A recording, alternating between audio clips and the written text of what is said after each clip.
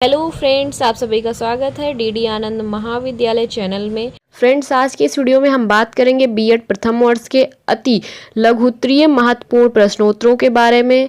तो चलिए friends start करते हैं। जो विषय है वो है भौतिक विज्ञान शिक्षण की पद्धतियाँ।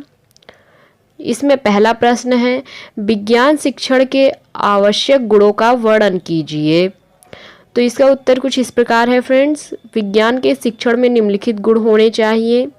पहला है शिक्षक का व्यक्तित्व, दूसरा है विषय वस्तु पर अधिकार, तीसरा है शिक्षण व्यवसाय में रुचि, चौथा है विज्ञान के विभिन्न क्षेत्रों का पर्याप्त ज्ञान, पांचवा है प्रायोगिक दक्षताएं, छठवां है प्रयोगशालीय योग्यताएं, सातवां है शिक्षा मनोविज्ञान का उचित ज्ञान, आठवां है नवीन मूल्यांकन विधियों का पर्याप्त ज्ञान, नौवां है दृश्य श्रव्य सामग्री के प्रयोग की क्षमताएं। तो चलिए देखते हैं प्रश्न 2, ह्यूरिस्टिक विधि से क्या तात्पर्य है। तो इसका उत्तर है, ह्यूरिस्टिक शब्द की उत्पत्ति मूल रूप से ग्रीक भाषा के शब्द ह्यूरिस्टिको या ह्यूरिस्टिकन से हुई है। इन दोनों ही शब्दों का हिंदी भाषा में तात्पर्य है खोज करना। प्रोफेसर आर्मस्ट्रॉन्ग ने स्वयं भी कहा था, ह्यूरिस्टिक विधि एक ऐसी शिक्षण विधि है जिसमें छात्र किसी समस्या पर यथासंभव मौलिक अन्वेषण की अभिवृत्ति से कार्य करता है। प्रश्न 3 है, व्याख्यान विधि से क्या अभिप्राय है। तो इसका उत्तर है, व्याख्यान के द्वारा शिक्षक छात्रों के समक्ष विषय वस्तु से संबंधित तथ्यों, सिद्धांतों, नियमों, प्रतिक्रियाओं आदि को मौखिक रूप से स्पष्ट करता है। प्रश्न 4 है, मूल्यांकन क्या है। इसका उत्तर है फ्रेंड्स, मूल्यांकन शिक्षा की प्रक्रिया का वह अंग है जिसके द्वारा इस बात की जांच की जाती है कि एक निश्चित समय में शिक्षा के उद्देश्यों की पूर्ति में कहां तक प्रगति हुई है, विद्यार्थियों के अनुभव तथा योग्यता में कितनी वृद्धि हुई है, उनके व्यवहार में कितना अंतर आया है तथा शिक्षण ने इस दिशा में कहां तक सहयोग दिया है। पांचवा प्रश्न है, फिजिकल साइंस क्या है। उत्तर कुछ इस प्रकार है, फिजिकल साइंस भौतिकी, जिसे अंग्रेजी में फिजिक्स के नाम से जाना जाता है, मूलतः ग्रीक भाषा के फिजिक्स शब्द से बना है जिसके अर्थ है विसर्ग या प्रकृति होता है।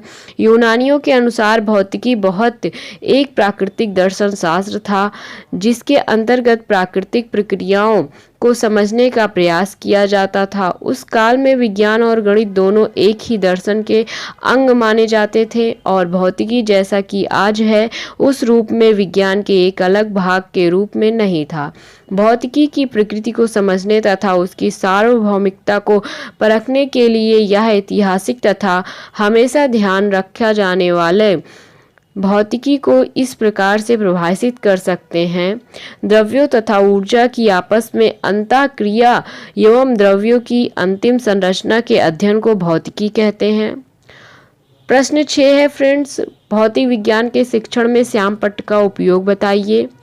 तो इसका उत्तर इस प्रकार है, भौतिक विज्ञान शिक्षण में श्यामपट्ट का उपयोग निम्न है, जिसमें पहला है श्यामपट्ट सस्ता दृश्य उपकरण है, दूसरा है यह कक्षा के शिक्षण करते समय शिक्षक की सहायता करता है, तीसरा है छात्रों का ध्यान केंद्रित करने का महत्वपूर्ण साधन है, चौथा है इसकी सहायता से विषय वस्तु को रोचक एवं प्रभावपूर्ण बनाया जा सकता है, पांचवा है श्यामपट्ट पर भौतिक विज्ञान के किसी भी सवाल को स्पष्ट रूप से शिक्षक उस पर छात्रों को समझाता है जिससे छात्रों को जल्दी और आसानी से समझ में आ जाता है। सातवां प्रश्न है, विज्ञान क्लब के प्रमुख कार्य क्षेत्र को लिखिए। तो इसका उत्तर है, विज्ञान क्लब विभिन्न क्षेत्रों में कार्य कर सकता है, परंतु सुझाव के तौर पर निम्न क्षेत्रों पर यह प्रभावशाली योगदान दे सकता है। पहला है प्रदर्शनों का आयोजन करने में, दूसरा है विज्ञान संग्रहालय स्थापित करने में, तीसरा है समुदाय का सक्रिय सहयोग लेने में, चौथा है बुलेटिन बोर्ड के निरंतर प्रयोग में, पांचवा है प्रदर्शन हेतु सामग्री निर्माण में। आठवां प्रश्न है, विज्ञान शिक्षण में निदानात्मक कार्यों को लिखिए। इसका उत्तर है विज्ञान शिक्षण में निदानात्मक कार्य निम्न है, जिसमें पहला है छात्रों में विज्ञान विषय में कौन भिन्न भिन्न पद तथ्य प्रत्यय आदि स्पष्ट नहीं है, इस पर विचार किया जा सकता है। दूसरा है प्रत्येक पद तथ्य प्रत्यय आदि कक्षा के कितने छात्रों को स्पष्ट नहीं है, इसमें प्रतिशत ज्ञात किया जा सकता है तथा उच्च से निम्न की ओर रखा जा सकता है। तीसरा है उपयुक्त पद तथ्य प्रत्यय आदि स्पष्ट न होने के कारण आदि को ज्ञात किया जा सकता है। प्रश्न 9 है क्रियात्मक अनुसंधान से आप क्या समझते हैं? तो इसका उत्तर है क्रिया अनुसंधान का सामान्य अर्थ है विद्यालय से संबंधित व्यक्तियों द्वारा अपनी और विद्यालयों की समस्याओं का वैज्ञानिक अध्ययन करके अपनी क्रियाओं और विद्यालयों की गतिविधियों में सुधार करना, और जैसे निरीक्षक अपने प्रशासन में, प्रबंधक अपने विद्यालय की व्यवस्था में, प्रधानाचार्य अपने शिक्षण के संचालन में और अध्यापक अपने शिक्षक में सुधार करने के लिए क्रिया अनुसंधान करते हैं। तो प्रश्न 10 है फ्रेंड्स, उच्चतर माध्यमिक स्तर पर पाठ्य सामग्री के निर्धारण में किन बातों का ध्यान रखना चाहिए? तो इसका उत्तर है उच्चतर माध्यमिक स्तर पर पाठ्य सामग्री का निर्धारण करते समय निम्न बातों का ध्यान रखना चाहिए, जिसमें पहला है पाठ्यक्रम का संबंध व्यवहारिक जीवन से होना चाहिए। दूसरा है बालकों को समाज पर विज्ञान के प्रभाव से परिचित कराना चाहिए। तीसरा है बालकों में समस्या हल करने की क्षमता उत्पन्न करने वाले तथ्य पाठ्यक्रम में रखे जाएं। चौथा है भारत कृषि प्रधान देश है अतः कृषि संबंधित विज्ञान के उचित ढंग से अध्यापन पर बल देना चाहिए। पांचवा है ज्ञान जीविका उपयोगी होना आवश्यक है। 11वां प्रश्न है प्रोजेक्ट के गुणों को दर्शाइए। तो इसका उत्तर है प्रोजेक्ट के गुण निम्नवत हैं, जिसमें पहला है इसके अंतर्गत छात्रों को स्वतंत्रता पर बल दिया जाता है। दूसरा है विधि संबंध नियम एवं सिद्धांतों के द्वारा जीवन से संबंधित किया जाता है।